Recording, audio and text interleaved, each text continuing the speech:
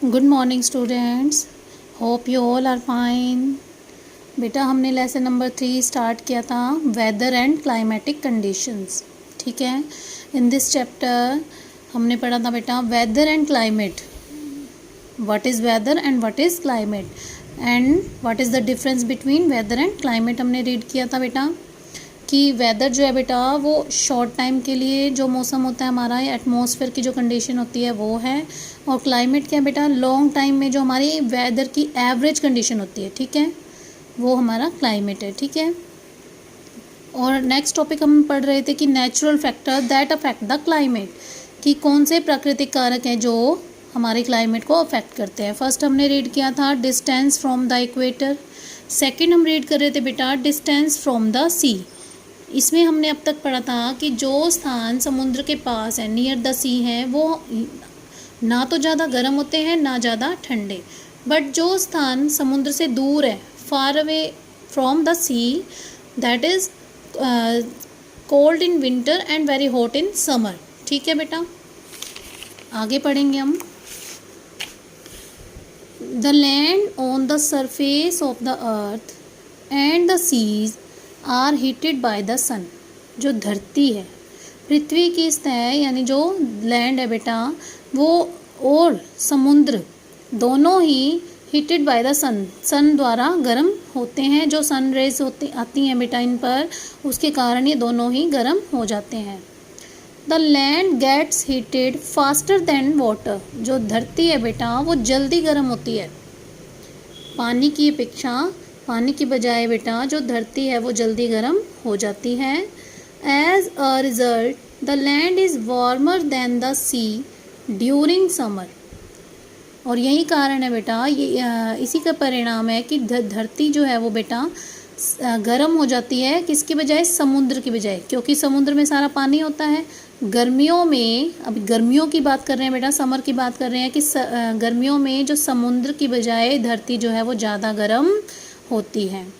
Cool sea breezes blow from sea towards the land and bring down the temperature of places situated along the C.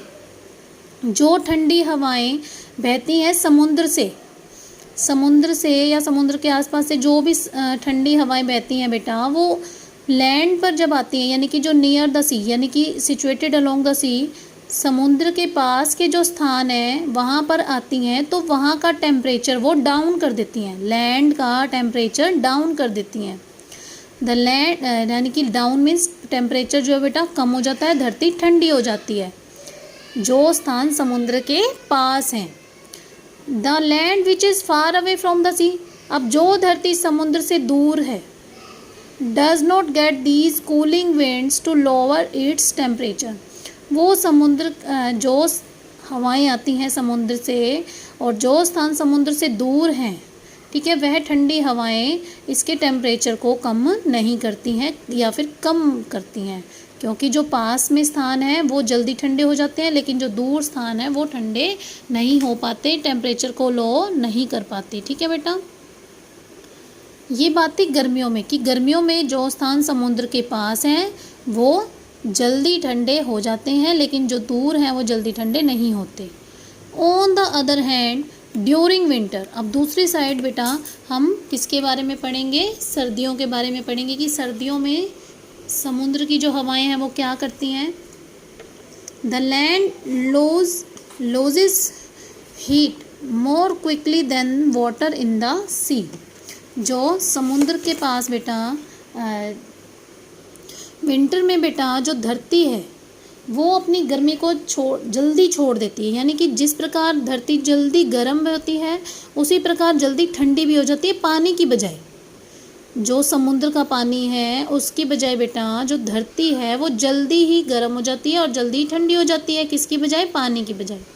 So the land in cooler than the sea, इसीलिए धरती जो है वो समुद्र से जल्दी ठंडी हो जाती है, समुद्र के पानी से जल्दी ठंडी हो जाती है।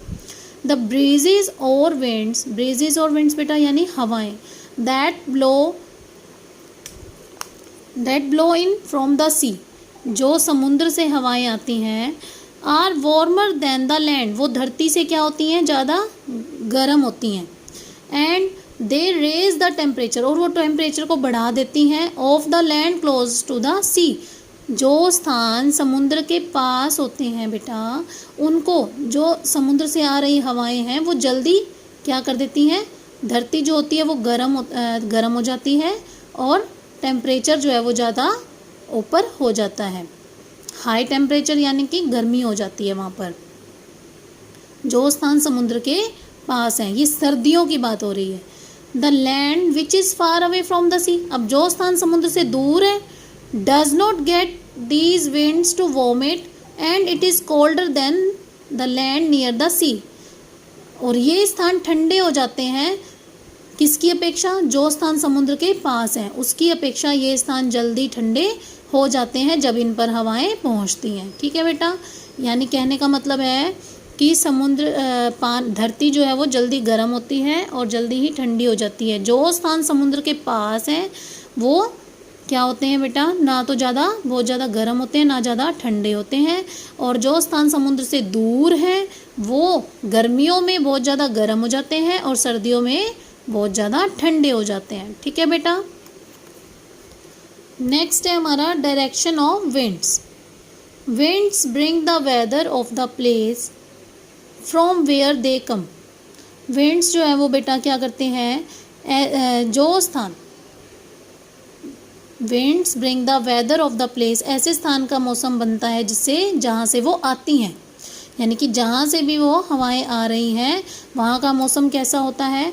Winds coming from hot reason, यानी कि अगर जो हवाएं हैं बेटा वो हॉट रीजन से आ रही हैं, इंक्रीजेज द टेम्परेचर, तो वो क्या कर देती हैं, टेम्परेचर को बढ़ा देती हैं। While those coming from cold region, अगर हवाएं जो है बेटा ठंडे क्षेत्रों से आ रही हैं, then they decrease the temperature, तो वो टेम्परेचर को क्या कर देती है, डिक्रीज यानी कम। टेम्परेचर अगर अप होगा तो गर्मी होगी और टेम्परेचर अगर डाउन हो जाएगा तो सर्दी। Winds coming from the sea, जो हवाएं समुद्र के पास से आती हैं, समुद्र से आती हैं, bring cool and moist weather, तो क्या हो जाता है बेटा वहाँ पर मौसम जो है वो ठंडा, और मौसम कैसा हो जाता है, ठंडा, और जो वातावरण में एटमॉस्फेयर में नमी हो जाती है। Sometime winds bring clouds with them and cause rainfall, कई बार क्या होता है बेटा, जो हवाएं हैं वो अपने साथ क्लाउड्स यानी बादल भी लेकर आती हैं। कई बार ठंडी ठंडी हवाएं आती हैं तो साथ में बादल भी आते हैं, और जो किसका कारण बनते हैं, वर्षा का कारण बनते हैं, उनसे वर्षा आ जाती है।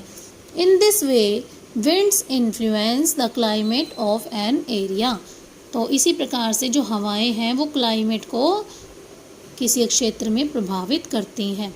कि किसी क्षेत्र की क्लाइमेट को हवाएं किस प्रकार प्रभावित करती हैं वो अभी बताया गया है कि अगर गर्म हवाएं गर्म क्षेत्रों से आ रही हैं तो वो टेम्परेचर को बढ़ा देंगी, और अगर ठंडे क्षेत्रों से हवाएं आ रही हैं तो वो टेम्परेचर को गिरा देंगी यानी कम कर देंगी। ठीक है बेटा, आज के लिए इतना ही। Hope you understand. आगे का लेसन हम कल पढ़ेंगे।